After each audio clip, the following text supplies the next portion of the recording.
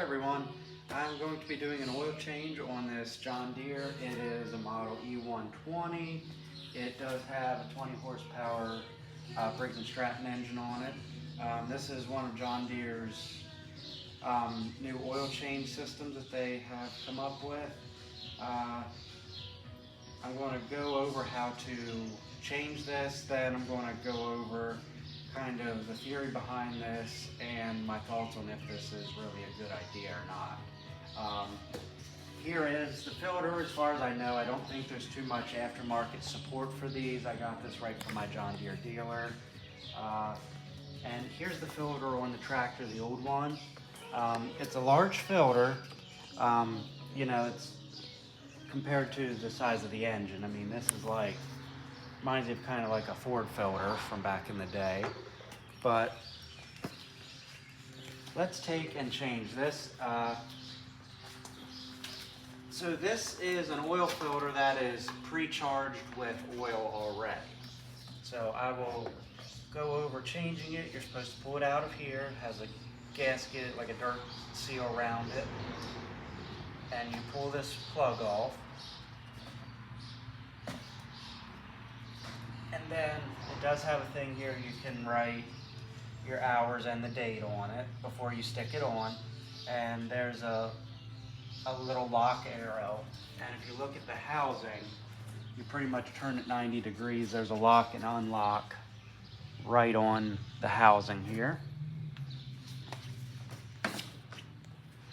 So I'm not sure if this will turn by hand or if I need a pair of filter pliers, which, okay, there it is. Oil's not super dirty in there. So then you're supposed to take this cap that was on the new one, you transfer it over to seal up this one. There we go. You gotta, there's this seal here, it's gotta kind of go slip down inside like that. So I'll stick that in the box for disposal. And if we look, I mean, no oil really came out. It's pretty clean. Don't see any reason to really need to clean that out or lube anything up.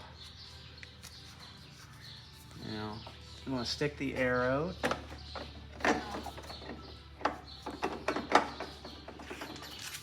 Should be down there. I think I just have to swivel it up like that. And it's twisted and locked on.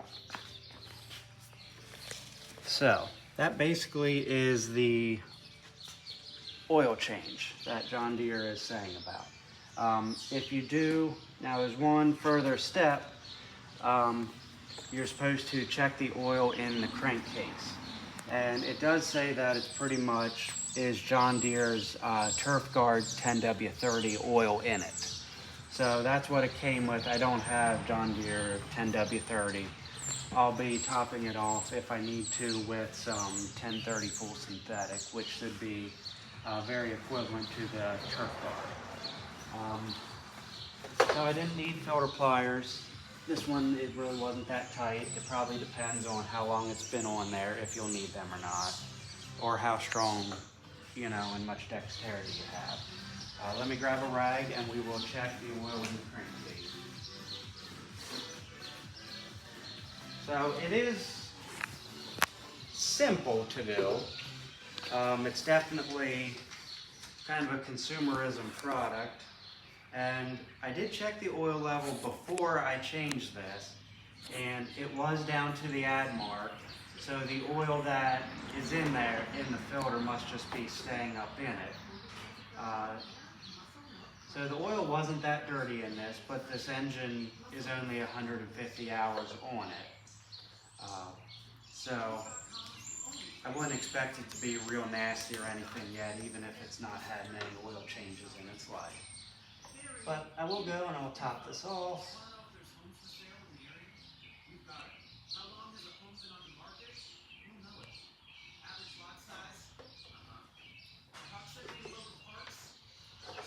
Not sure how much these really hold.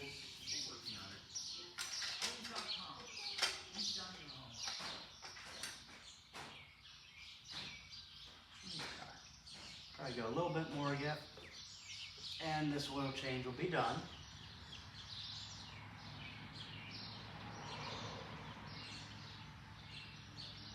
So the big elephant in the room is this a good system? Well, we've already figured out that it is kind of a quick and convenient way of changing the oil. But to me, I wouldn't really buy this system or one of the mowers with this system. You're not really changing the oil, well, you're not changing the oil that's in the sump or the crankcase of the engine. You're only changing what is trapped up in the filter and replacing it with a new filter with fresh oil up in there. So at best, you're maybe changing half the oil. The other half of the oil is dirty and left in the engine. So say there's some type of contamination where there's metal or moisture. I haven't really found any normal oil drains on here like you would find, you know, on a normal system where you have a regular, just a small filter to change, and you drain the oil, and then you replace everything. This, you're only doing half the oil, roughly half the oil. So, I mean, eventually, I would think you're going to just keep contaminating the oil, and it's going to keep getting dirtier and dirtier. I don't know if the idea is just to make it simple, because I mean, everyone wants things to be more simple these days. I mean, it definitely is that, but I mean, for longevity, I don't know if they just figure because it's probably a synthetic oil we're running that you'll just get better life out of it, and we don't really need to worry with it. That's not really going to have an adverse effect on the engine's lifespan overall, or what. To me, I personally don't really like it.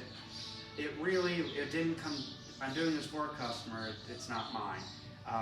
I bought this filter at my local John Deere dealer as just a regular customer, no commercial account or anything. I believe I paid, I think the subtotal on just the filter was about $51.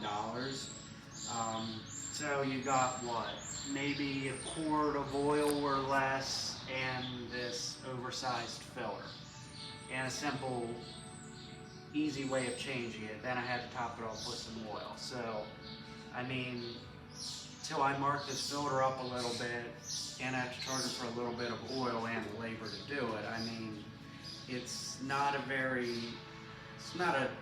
cheapest way to go for an oil change. A conventional filter and just oil would be cheaper for me to do to bill a customer.